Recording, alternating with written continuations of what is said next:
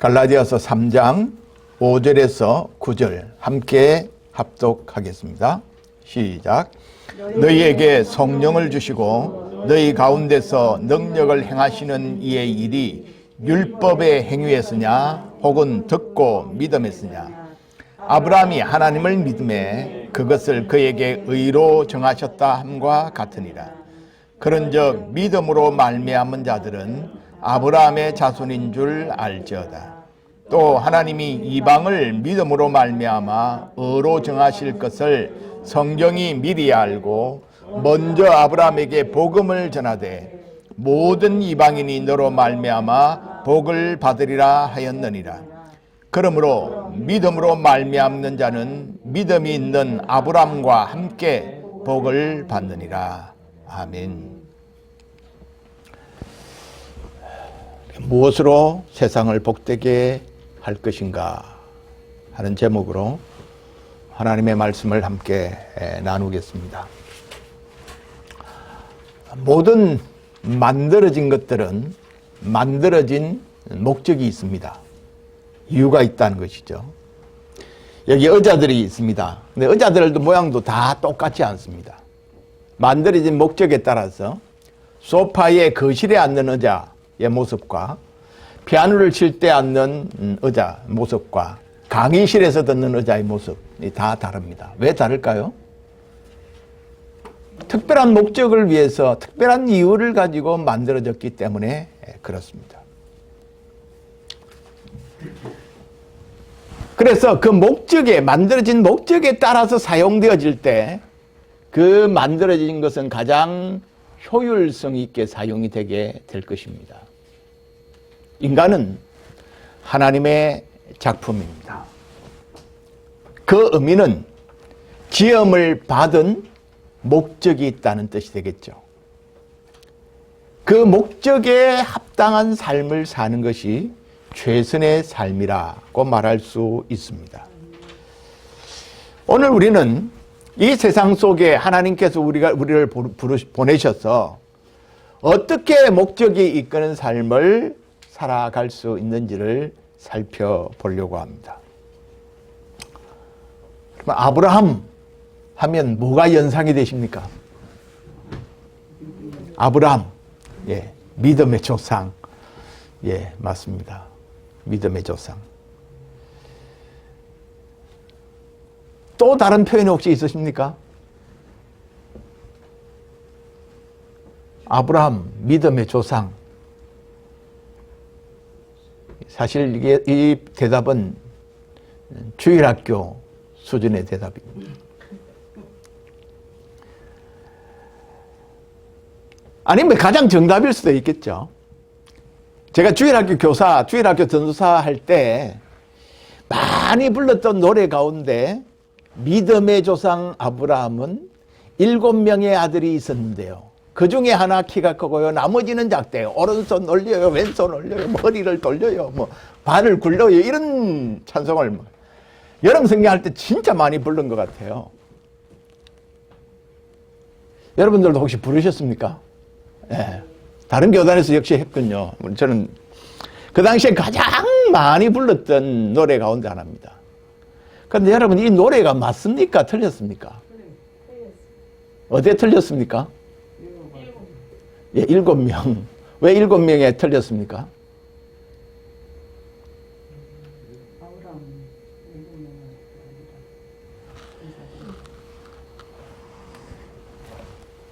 믿음, 아브라함을 떠올려서 믿음의 조상이라고 하는 단어는 맞지만 여기 7명의 아들이 있다. 왜 여기 주일학 교사들이 이게 가사를 7명이라고 했는지 모르겠어요. 그리고 한 사람은 키가 크고 나머지는 작다. 이것도 전혀 사실이 아닌, 사실인지 아닌지 알 수 없는 그런 내용입니다. 물론 이 노래는 사실을 이야기했다보다는 아이들 활동을 하기 위해서 만드는 그런 노래라고 보면 이해를 할 수 있습니다. 그런데 아브라함은 이삭과 이스마엘 두 아들이 있었고 또 뒤에 보면 후처인 그두라로부터 6명의 아들을 두고 있습니다. 성경에 기록된 것만 해도 8명입니다. 아브라함의 아들은. 그래서 하나는 키고 다른 사람은 작다. 그것은 확인할 수 없는 내용입니다.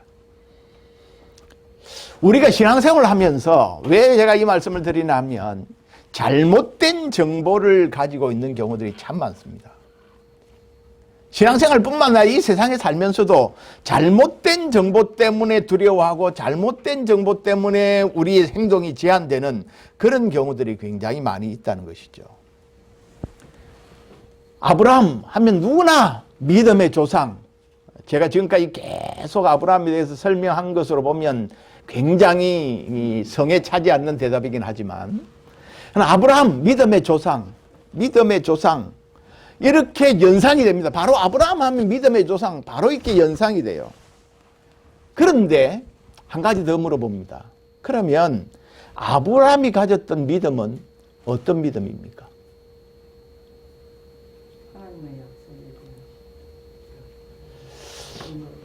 아브라함의 믿음이 어떤 믿음인가 하고 질문하면 대답을 잘 하지 못합니다. 또 뭐 대답을 어느 정도 하실 수도 있겠지만 오늘 본문은 바울이 갈라디아 교회에 잘못된 가르침이 침투해 들어와서 복음에 대하여 오해를 하고 있을 때 그것을 교정해 주고자 믿음이 무엇인가를 설명하면서 구원에 대한 믿음을 설명하면서 아브라함을 불러와서 참된 믿음이 무엇인가를 설명하고 있는 내용입니다. 우리가 의롭다함을 받는 방법이 무엇인가를 말해주고 있죠. 오늘 본문은 우리가 어떻게 의롭다함을 받느냐, 어떻게 의롭다함을 받는다고 했습니까? 아브라함과 동일한 방법으로 의롭다함을 받는다고 바울은 말씀하고 있습니다. 그러니까 이 말의 의미는 구약에서 의롭다함을 받는 방법과 신약에서 의롭다함을 받는 방법이 같다? 다르다? 같다는 말을 하고 있습니다. 믿음의 조상인 아브라함이 구원을 받은 방법과 신약 오늘 우리들이 구원을 받는 방법이 동일하다 하는 것이죠. 아브라함의 믿음은 무슨 믿음이었습니까? 한마디로 말하면 하나님의 약속을 신뢰한 믿음이죠.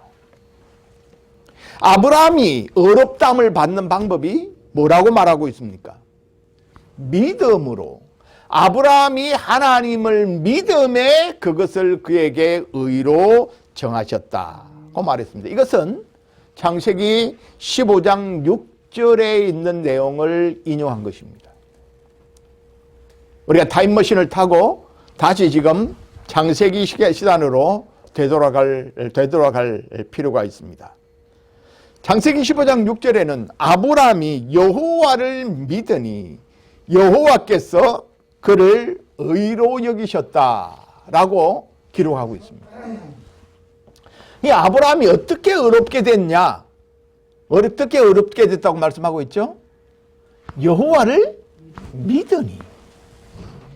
그런데 여기 창세기 15장 6절에 여호와를 믿었다고 말하기 전에 1절에서부터 5절의 이야기가 나옵니다. 1절에서부터 5절에 무슨 이야기가 나옵니까? 14장에 아브라함이 롯을 구한 사건이 나오고 이어서 하나님의 환상 가운데 아브라함에게 말씀하십니다. 아브라함아, 두려워하지 마라. 나는 너의 방패다. 그리고 내가 네게 큰 상을 줄 것이다. 그렇게 말씀합니다. 그러니까 아브라함이 하나님, 저에게 상을 준다고 했는데 무엇을 주시려고 합니까? 저에게는 아들이 없습니다. 저 종인 엘리에셀이 나의 모든 유산을 물려받을 것입니다. 여호와께서 저에게 아들을 주시지 않으셨으니 제 집에서 태어나고 자란 이 종이 저의 모든 유산을 물려받을 것입니다. 아브라함이 그렇게 대답을 합니다. 그때 여호와께서 아브라함에게 뭐라고 말씀하시냐면 그 아이는 네 집에서 태어나서 자란 그 종은 너의 재산을 물려받을 사람이 아니다. 내 몸에서 태어나는 자가 너희의 재산을 물려받을 것이다. 그렇게 말씀합니다. 그리고는 아브라함을 데리고 밖으로 나왔습니다. 아마 그 말씀을 하실 때가 밤중이었던 것 같아요. 밖으로 나왔습니다. 그리고 하나님께서 아브라함에게 말씀합니다. 하늘을 바라보라. 별들이 보이지? 너 저 별들을 셀 수 있는지 한번 세워보아라. 내 자손들이 저 하늘의 별들처럼 많아지게 될 것이다. 그렇게 말씀했습니다. 이것을 아브라함이 믿었다는 것입니다. 이 믿음을 보시고 여호와께서 아브라함을 의로 여기셨다는 것이죠.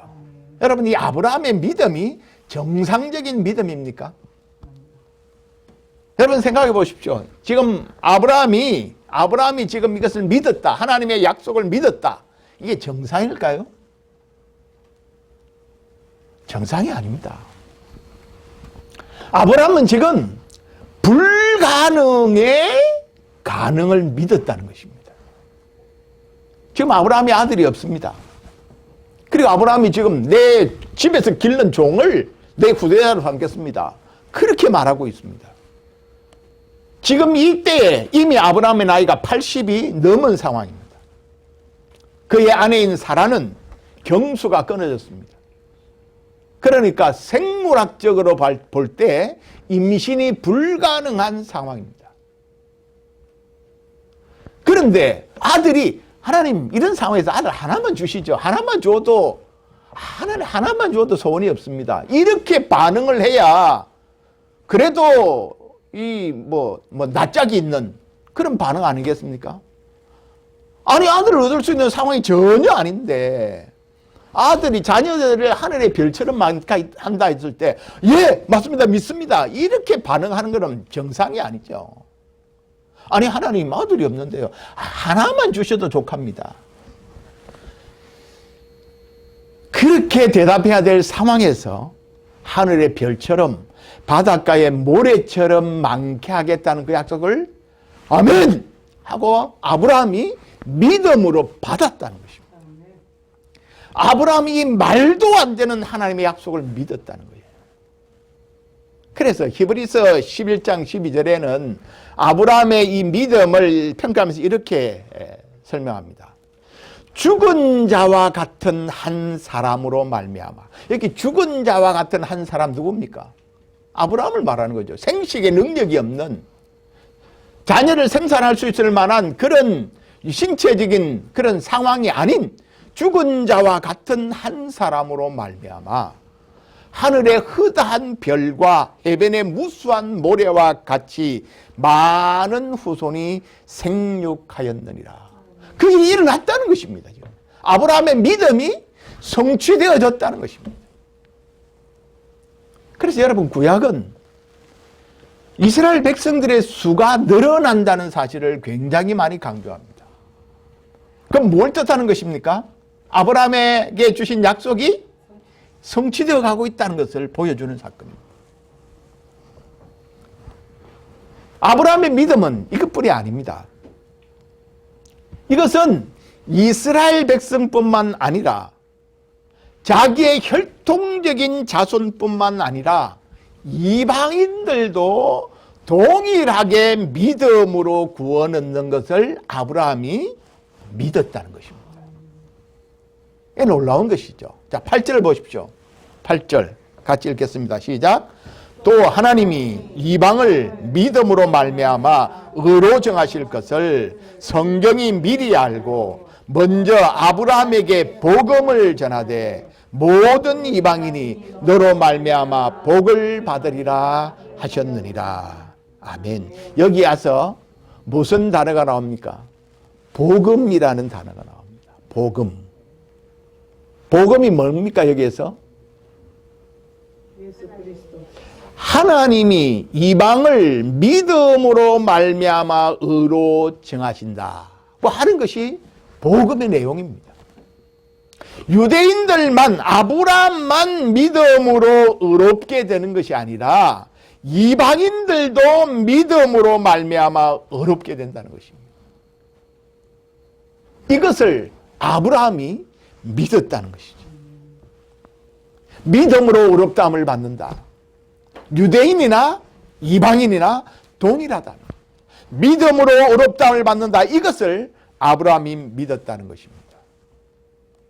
우리가 잘 아는 창세기 12장 2절과 3절에도 보면 내가 너로 큰 민족을 이루고 내게 복을 주어 내 이름을 장대케 하리니 너는 복이 될지라. 너를 축복하는 자에게 내가 복을 내리고 너를 저주하는 자에게 내가 저주하리니 땅의 모든 족속이 너로 말미암아 복을 얻으리라.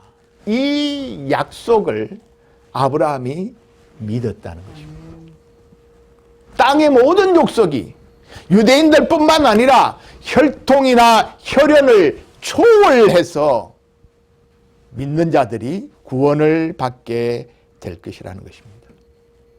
이것은 아브라함이 행했던 어떤 조건 때문이 아니라 하나님이 아브라함을 부르신 오직 하나님의 은혜라는 조건 가운데 아브라함을 부르셨던 것처럼 모든 인류는 하나님이 아브라함을 부르신 그와 같은 방법으로 구원의 복을 받게 될 것이다 하는 약속입니다. 이것을 아브라함이 믿었다는 것이죠. 여러분, 아브라함 원래 어떤 사람이었습니까? 아브라함 하나님이 부르실 때 아주 하나님을 신실하게 섬기고 하나님을 예배했던 그런 믿음이 좋은 가문, 믿음이 좋은 가정에서 태어난 사람이었습니까? 아닙니다.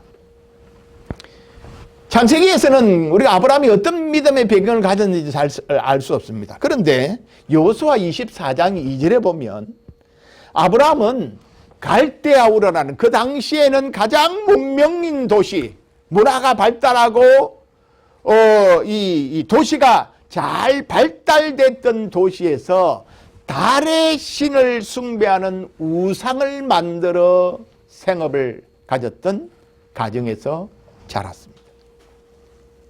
다시 말하면 아브라함은 하나님을 믿지 않았던 사람입니다.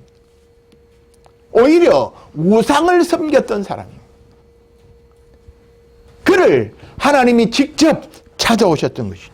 그리고 아브라함에게 말도 안 되는 하나님의 약속을 하셨고 아브라함이 그 하나님의 약속을 믿음으로 믿음의 조상이 되어진다는 것입니다. 그러므로 여러분, 아브라함 하면 뭐가 떠올라야 합니까? 모든 사람을 복주기 위하여 최초로 선택함을 받은 사람, 그가 아브라함입니다. 유대인들뿐만 아니라 이방인들도 믿음으로 의롭다함을 받는다. 그 아브라함이 처음 부르심을 받은 그 아브라함이 복의 근원이 될 것을 믿었다는 것입니다. 내가 너를 복주겠다. 내가 너를 복준다. 그 결과로 말미암아 모든 이방인이 너로 말미암아 복을 받을 것이다. 그것을 아브라함이 믿었다는 것입니다.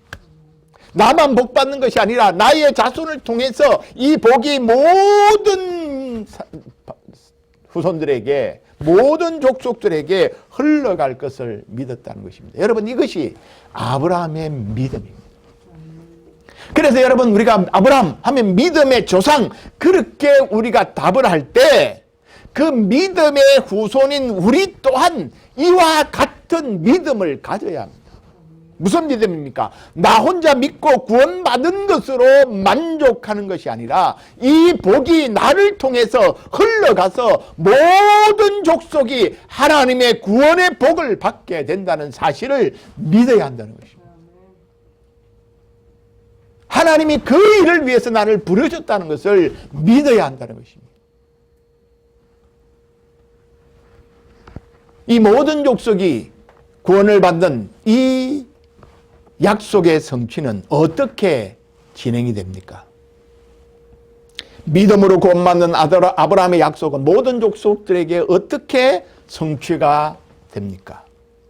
그것은 아브라함의 자손을 통해서 성취됩니다. 아브라함의 자손을 통해서. 자, 창세기 22장 17절과 18절을 같이 한번 찾아보겠습니다.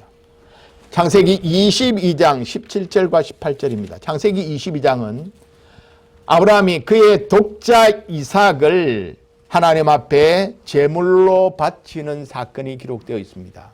그 사건 속에서 하나님이 아브라함의 믿음을 확인하고 난 다음에 17절과 18절을 우리 같이 읽겠습니다. 17절과 18절 시작.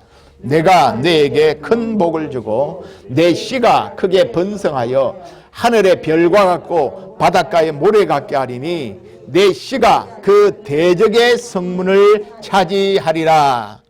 또 내 씨로 말미암아 천하 만민이 복을 받으리라.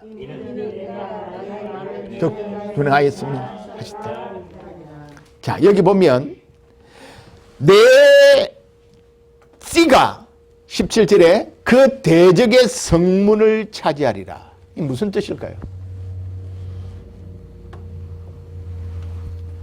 내 자손이, 내 씨가, 내 후손이 내 대적의 성문을 차지하리라. 내 자손을 통해서 원수의 성들을 파괴하고 정복하게 될 것이다.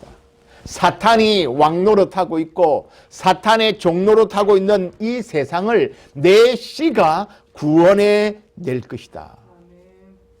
그 말씀이죠. 그리고 18절에 내 씨로 말미암아 천하 만민이 복을 받으리라. 그렇게 말했습니다. 자, 여기 이 씨가, 여기서 말한 내 씨가 갈라디아서 3장 16절에는 누구라고 말씀하고 있습니까? 갈라디아 3장 16절에는 오직 한 사람을 가르쳐 내 자손이라 하였으니 곧 누구라고요? 그리스도라 라고 말씀했습니다. 곧 그리스도라. 아브라함의 씨를 통해서 사단을 정복하고 모든 열방들이 복을 받는 일이 일어날 텐데 그 씨가 그리스도라는 말이에요. 여러분, 아브라함이 말도 안 되는 하나님의 약속을 믿었습니다. 이것이 그가 하나님으로부터 의롭다함을 받는 방법이었습니다. 여러분, 우리가 믿음으로 구원을 받는다고 하는 것은 논리적으로 생각하면 말이 안 되는 일입니다. 내가 아무것도 한 일이 없는데 내가 아무것도 하지 않고도 복을 받는다. 내가 아무것도 하지 않는데 하나님이 나를 구원하신다. 이건 도무지 논리적으로 받아들일 수 없고 납득할 수 없는 일입니다. 여러분, 은혜라는 말은 너 자신이 아무리 초라하고 지금 내 자신에게 아무것도 기대할 것이 없고 심지어 절망적인 상황에 처해 있다 할지라도 하나님이 너를 조건 없이 받아주신다 하는 것이 은혜입니다. 그런데 여러분, 우리가 이 하나님의 은혜를 뻔뻔하게도 아멘 하고 받아들이는 것이 믿음이에요. 그래서 여러분, 예수 믿는 사람들은 정말 뻔뻔한 사람들입니다. 아무것도 안 하고도 하나님이 나를 사랑한다, 나를 구원했다고 하는 것을 아멘 하고 받는 사람들이에요. 여러분, 우리가 하나님으로부터 복을 받는 것이 나에게 복을 받을 어떤 조건이나 행위가 있어서가 아니라 하나님의 무한하신 사랑과 긍휼하심에 근거한 것입니다. 복음의 능력은 그 어떤 사람도 하나님의 은혜의 대상에서 제외하지 않는다는 것입니다. 그리고 복음은 우리에게 어떤 책임과 어떤 과제를 요구하지 아니하고 하나님의 무한한 복을 누릴 수 있게 한다는 것입니다. 복음은 만민을 위한 것이고 모든 족속을 위한 것이라고 하는 말 속에는 자격과 조건을 심사하지 않겠다 하는 뜻입니다. 우리의 능력과 우리의 조건과 우리의 책임으로 차별하거나 한계를 정하지 않는다는 것이 복음입니다. 야, 하나님이 그래도 나를 찾아와서 믿음을 주신 것은 나한테 그래도 쓸만한 뭔 구석이 있어서 그렇지 않을까? 그런 착각하지 말라는 말입니다. 오히려 여러분, 정반대로 우리 자신의 실력으로 하나님 앞에 의롭다함을 받을 수 있는 방법이, 받을 수 있는 육체가 없기 때문에 하나님이 우리를 찾아온 것입니다. 우리의 힘으로는 저주로부터 우리를 해방할 방법이 없기 때문입니다. 우리는 본질상 진노의 자녀였고 전적으로 타락하여 저주 아래 살다가 영원한 심판을 피할 수 없는 존재입니다. 그래서 하나님이 직접 나서 주셔야만 했습니다. 하나님이 우리를 구원하기 위하여 하늘에서 이 땅으로 선교사 한 분을 파송해 주셨습니다. 그분이 예수 그리스도십니다. 자, 오늘 갈라디아서 3장 13절은 이렇게 말합니다. 13절입니다. 3장 13절, 그리스도께서 우리를 위하여 저주를 받은 바 되사 율법의 저주에서 우리를 속량하셨으니 기록된 바 나무에 달린 자마다 저주 아래 있는 자라 하였습니다. 여러분, 우리가 짊어져야 할 저주, 그 저주의 죽음을 대신 누군가가 져줬다는 것입니다. 그분이 누구십니까? 예수 그리스도십니다.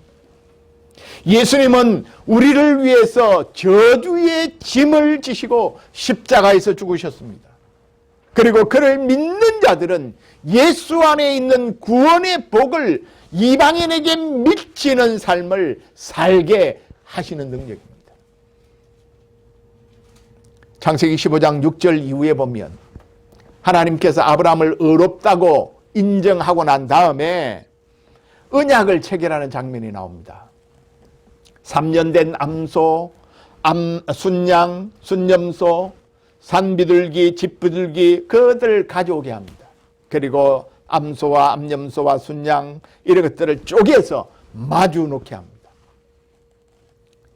해가 져서 어두울 때에 연기 나는 화로가 보이는 타는 횃불이 그 쪼갠 고기 사이로 지나가죠. 여러분, 이것은 당시에 왕과 백성들, 주인과 종이 맺었던 언약의 한 모습입니다. 이건 무슨 뜻입니까? 만약 종이 주인의 명령을 어기면 이렇게 이 암소가, 수소가 쪼개져서 이렇게 죽임을 당하는 것처럼 너희들도 죽임을 면하지 못한다고 하는 약속입니다. 여러분, 2000년이 지난 후에 아브라함의 후손이 맹세로 서약했던 언약을 어겼을 때 자기 몸을 찢어 저주를 온 몸으로 받아내신 분이 예수 그리스도십니다. 여러분, 우리 인간은 원래 하나님으로부터 복을 받는 존재로 지음을 받았습니다. 창세기 1장 27절과 28절에 하나님이 인간을 만드시고 하나님이 자기 형상, 하나님의 형상대로 사람을 창조하시되 남자와 여자로 창조하시고 하나님이 그들에게 복을 주시며 하나님이 그들에게 이르시되 생육하고 번성하여 땅에 충만하라, 땅을 정복하라, 바다의 물고기와 하늘의 새와 땅에 움직이는 모든 생물을 다스리라 하시니라. 그들에게 복을 주었습니다. 그러나 아담과 하와가 하나님의 말씀을 불순종하여 죄를 범함으로 복은 변하여 저주가 되었습니다. 하나님이 보시기에 좋았던 세상은, 복이 충만했던 세상은 저주가 채워지는 세상으로 변하고 말았습니다. 이때 하나님께서 다시 저주를 복으로 회복시키기 위하여 최초로 선택한 사람이 아브라함인 것이죠. 하나님이 아브라함에 한 약속, 내가 너를 복주겠다. 그리고 너로 말미암아 모든 이방이, 모든 열방이 복을 받게 하겠다고 하는 이 약속이 아브라함의 씨를 통하여 성취되리라는 것입니다. 예수 그리스도를 통하여, 예수 그리스도를 믿는 이제 신약의 교회를 통하여 이 하나님의 약속이 완성되고 성취될 것을 말씀하고 있습니다. 요한복음 8장 56절에 보면 예수님이 유대인들과 논쟁하는 가운데 아주 기가 막힌 말씀을 하십니다. 뭐라고 하느냐면, 너희 조상 아브라함은 나의 때 볼 것을 즐거워하다가 보고 기뻐하였느니라. 그런 말씀을 하세요. 너희 조상 아브라함은 나의 때 볼 것을 즐거워하다가 보고 기뻐하였느니라. 이 아브라함은 그의 후손으로 오실 누군가, 그 아브라함이 지금 뭐 예수 그리스도가 오셔서 십자가에 못 박혀 죽으시고 그래서 우리가 그를 믿음으로 구속한다, 그렇게까지 확실하고 분명한 그런 계시를 받은 것은 아닙니다. 아브라함의 계시보다 우리가 훨씬 계시에 있어서는 고차원적인 고급 정보를 갖고 있는 거죠. 그렇지만 아브라함은 나의 후손으로 올 누군가를 통해서, 나의 후손을 통해서 천하 만민이 복을 받는 것을 그의 믿음의 눈으로 보고 즐거워하고 기뻐했다는 것입니다. 여러분, 이게 얼마나 놀라운 사실입니까? 사랑하는 여러분, 우리가 아브라함의 믿음을 가지고 있다면, 아브라함과 동일한 믿음을 가진 하나님의 영적인 아브라함의 자손이라면, 우리 또한 아브라함이 보았던 것처럼 이 약속이 성취되어지는 것을 보고 즐거워하고 기뻐해야 합니다. 여러분, 우리가 이 사실을 어떻게 알 수 있습니까? 우리는 성경이 완성되어지는 요한계시록에서 이 하나님의 약속, 아브라함과 맺었던 이 하나님의 약속이 온전히 성취되어지는 장면을 확인할 수 있습니다. 각 나라와 족속과 백성과 방언에서 아무도 능히 셀 수 없는 큰 무리가 나와 흰옷을 입고 손에 종려가지를 들고 보좌 앞과 어린 양 앞에서 큰 소리로 구원하심이 보좌에 앉으신 우리 하나님과 어린 양에게 있도다 하고 외치고 하나님을 예배하는 장면을, 우리는 여러분, 우리가 이 땅에서 예배하는 동안에 이 장면을 바라보고 즐거워하고 기뻐하고 감사하며 하나님을 높여야 하는 것입니다. 이것이 아브라함의 믿음을 따르는 우리의 믿음의 모습이다.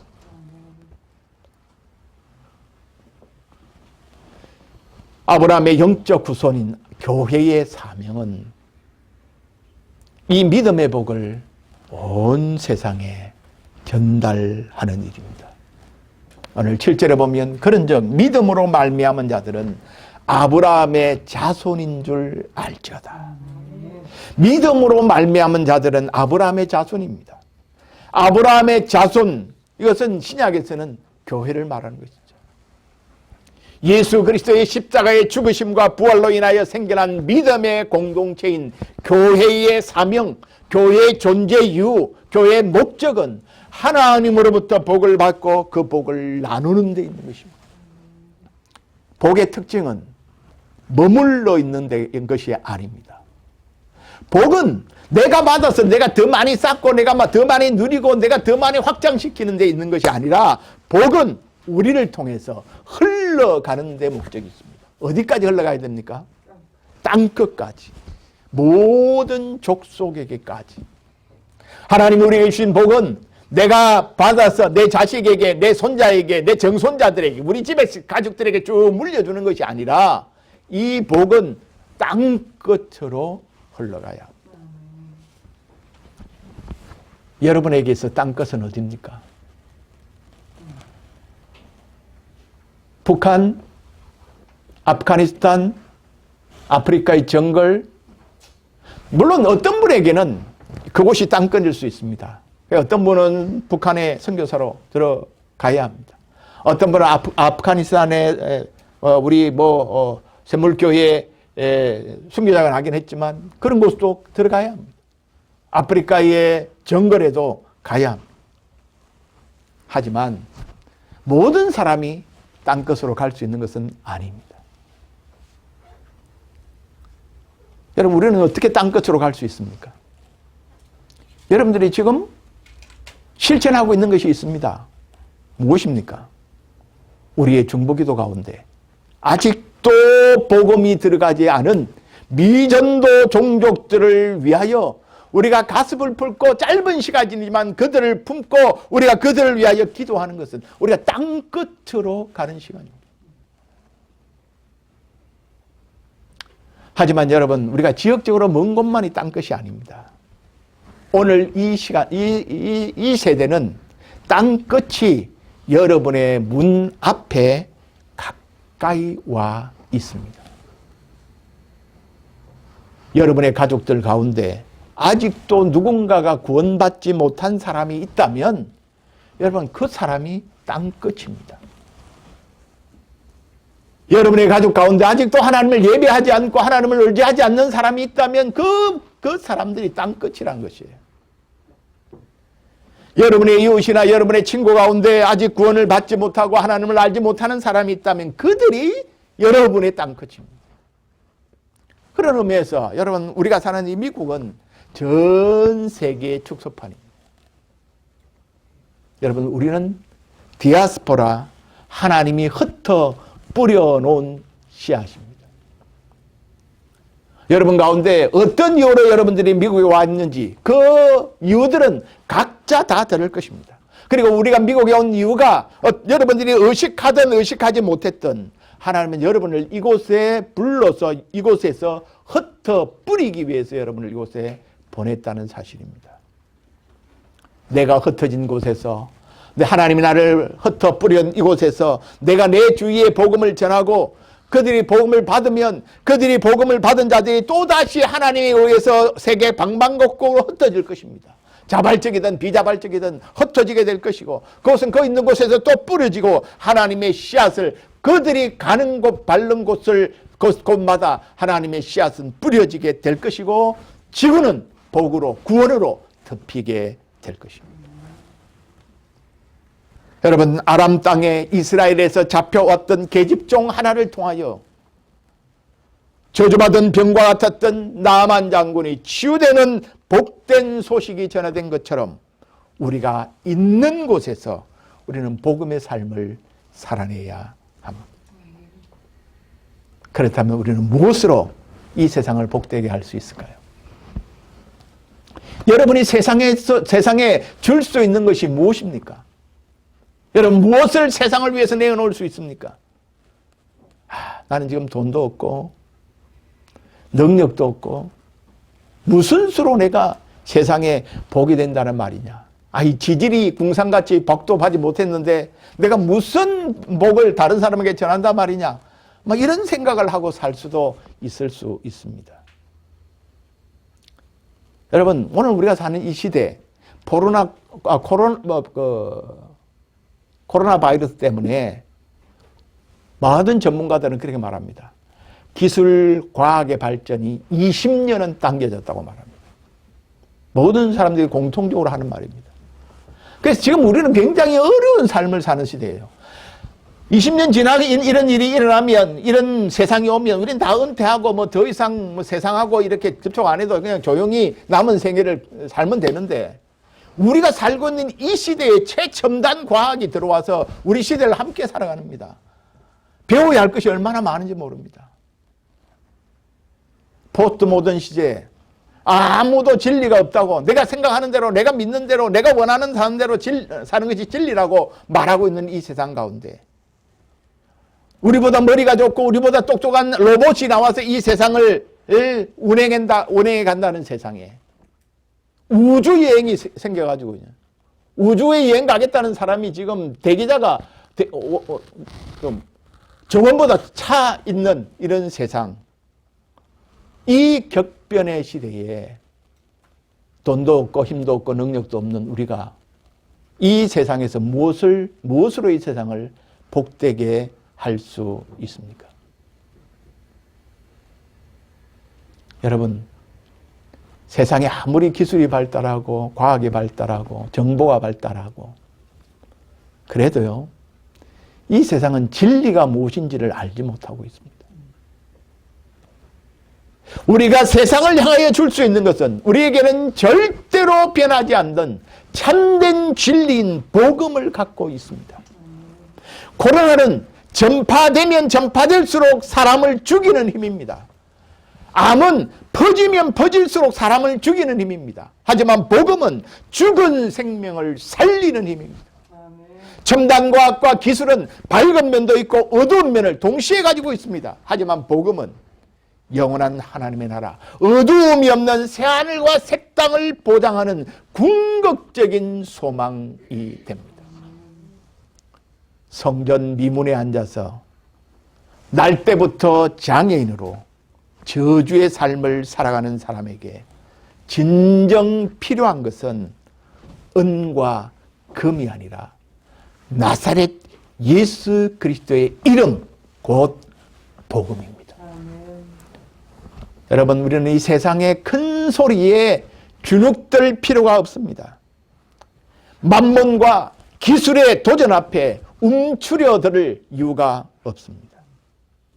예수 그리스도를 믿음으로 어렵게 되는 복음을 나누고 이 복음을 전하여 죄와 저주를 끊어내고 생명을 살리는 온 세계를 복으로 뒤덮는 복의 통로로 살아갈 수 있습니다. 그것이 저와 여러분에게 주어진 임무요 사명입니다. 기도하겠습니다.